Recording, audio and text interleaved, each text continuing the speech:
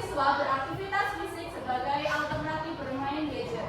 Yang ketiga, membangun kerjasama tim dan sportivitas, mengajarkan siswa tentang pentingnya kerjasama dalam tim, serta meningkatkan kemampuan sosial dan komunikasi. Selanjutnya, pembentukan karakter profil pelajar Pancasila ya Bapak-Bapak Ibu. Pasti mereka akan menanamkan sifat Pancasila yaitu bergotong royong, bekerjasama, adil dan sportivitas. Peserta didik dapat mengenal dan memahami permainan tradisional yang awalnya mereka tidak tahu menjadi tahu permainan tradisional Indonesia ini sangat banyak. Peserta didik dapat mempraktikkan permainan tradisional dan dapat melestarikan permainan tradisional. Capaian langkah dan hasil yang dapat diharapkan. Yang pertama itu ada meningkatkan kebugaran fisik di antara ini. Yang kedua, mengenalkan permainan tradisional dan budaya Indonesia. Yang ketiga, mengurangi ketergantungan pada gadget. Yang keempat, membangun kerjasama tim dan sportivitas. Dan mitra kerja dalam komunitas belajar. Di sini saya mengambil struktur program, jenis programnya itu co-kurikuler dengan siswa kelas 4, 5, dan 6. Pengaturan program dilaksanakan di halaman sekolah pada minggu ketiga bulan November 2020. Mitra dalam Kombel yaitu komunitas belajar sekolah.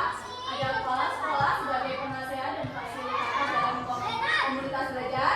Kemudian guru PJK dan rekan sejawat berdiskusi bersama dalam mengembangkan materi penugasan dan evaluasi. Guru kelas berdiskusi bersama dalam mengembangkan konten untuk meningkatkan presentasi komunitas belajar dan berdiskusi bersama untuk memfasilitasi pembuatan karya dan pelaksanaan SEM. Saya memakai model pembelajaran dengan metode yang simulasi.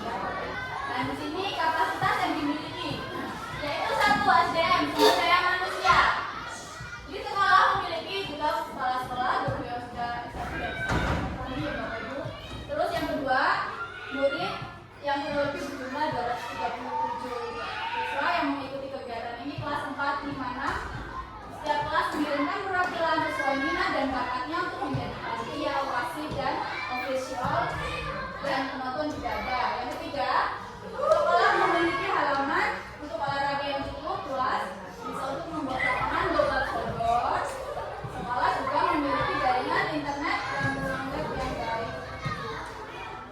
Tujuan pembelajaran di sini sudah saya jelaskan, yaitu peserta didik dapat meningkatkan kebugaran jasmani. Nah, di sini Ibu saya mengambil yaitu permainan tradisional itu gobak sodor karena tidak memerlukan alat-alat yang susah dicari seperti tokat-tokat atau gobak sodor, kan kita hanya melibatkan peserta didik.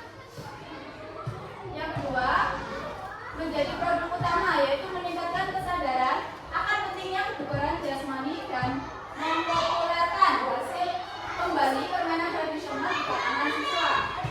Produk hasil karya membuat foto, dokumentasi, serta video permainan tradisional gobak sodor.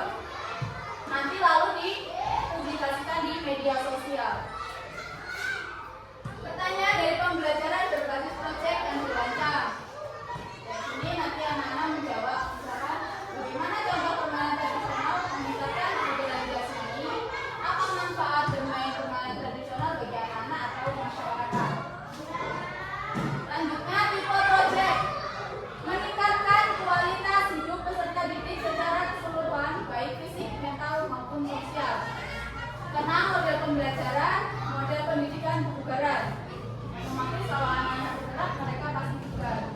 Pelajarannya sini saya mengaitkan pembelajaran SDGB dan P5 karena mereka membuat profil hasil.